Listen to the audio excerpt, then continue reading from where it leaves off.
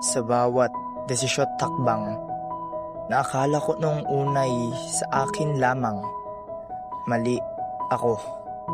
Maling mali. Sapagkat nariyan pala ang mga taong umaaligid at nakapaligid mula sa gapos ng hindi mawaring lubid. Lubid na ang punot duloy ako. Oo, ako. Gayunpaman, sa paglaon ng panahon, ramdam ko ang tila pagbabago sa simoy ng hangin. Telebabad sa telepono, tambak ang gawain sa eskwelahan, at hirap na makapagtuon ng pansin sa hindi mawaring dahilan. Hindi ko na alam. Ang dati kong makulay at masiglang buhay ay ngayoy binabalot ng kaba at ng pangamba. Ano ba yan, oh? Gusto mo ka? Bagal-bagal mo. Wait lang, ito na. Yan. Wait lang, Napabagal mo naman eh. Wait lang, namatay ako. Bobo mo naman.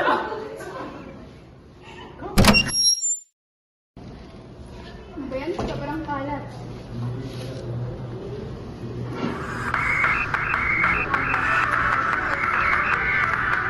Grabe, ano to? Bakit pa din ako 50 lang ng exam mo? Confused na lang, hindi mo pa ma-perfect. Ayun ka yung exam eh. Diyos ko, God, 2 points na lang, hindi mo pa ma-perfect. Hindi naman lahat sa amin naka-perfect eh. Nung panahon namin, Gab, umakit pa kami ng 2 bundok, dadaan pa kami ng mga ilog para lang makapasok sa school. Tapos ikaw, 2 points na lang, hindi mo pa ma-perfect. Manong panahon nyo pa yun eh. Anong magagawa ko? Hindi ko naman kaya.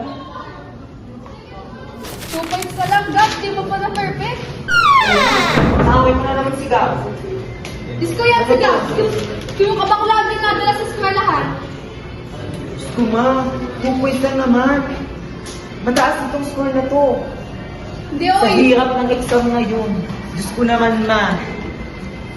Lakad, magsama kayong dalawa. Diyos ko, Gab. Nag-aam na yun si mama. Itong score mo na to, mataas na to. Alam kong ginawa mo naman yung best mo para lang maabot ng itong mga scores na to. Kaya naman, huwag ka na mag-alala. Eh, hindi naman alam ni mama na yun yung problema ko sa school. Alam mo, nandito ko palagi para sa'yo. Bilang kapatid mo. Ano ba ate? Si ate binubuli kasi ako sa school. Ano? Tingnan mo, may mga pasal na dito ko. Diyos ko naman, ba't hindi ka naman agad nagsabi ng una tapos hindi ka pa nagsusubo sa mga teachers mo? Ayan, nasasanay ko yung mga classmate mo na inaaway ka palagi. Lakas na mo lakas ng loob ate. Yan ang magpapatalo sa'yo. Yung hina ng loob mo. Kaya kailangan lumaban ka sa kanila.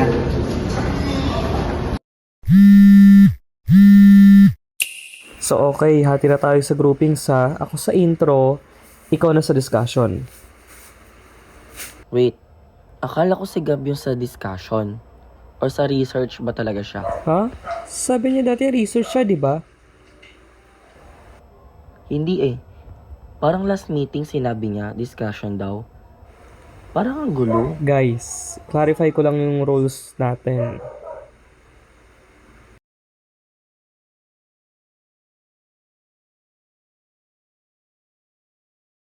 Gab, ikaw na lang mag-explain ng part mo.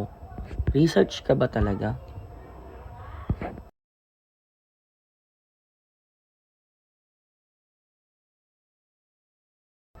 Gab, muted Uy, ka Gab. ata.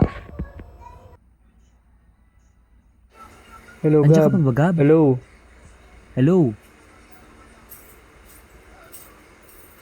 Ay, Ay, mag-off ka. ano ba yan? Sige Sige nga, tayo na lang muna mag-usap. I-adjust na lang natin. Kaya tayo nahuli eh. Di naman kasi sumasagot. O nga eh, parang di sinuseryoso. Kainis. Ang hindi maayos na komunikasyon sa isang network ng mga tao ay may malubhang epekto sa buhay ng individual, lalo na sa ugnayan at tiwala sa isa't isa. Nagiging sanhi ito ng tensyon, hidwaan at mga alitang sanay na iwasan kung naging malinaw lamang ang pagpapahayag ng saloobin. Dahil dito maraming oportunidad ang nawawala sa trabaho pag-aaral at personal na relasyon. Ang mas nakakabahala, ang mga ganitong uri ng hindi epektibong komunikasyon ay naipapasa sa iba at nagiging kasanayan. Unti-unting nabubuo ang isang siklo ng pagkalito at di pagkakaunawaan na patuloy na lumalala. Kapag ito ay hindi agad tinugunan, nagiging hadlang ito sa pagkakaisa at pag-unlad ng buong komunidad.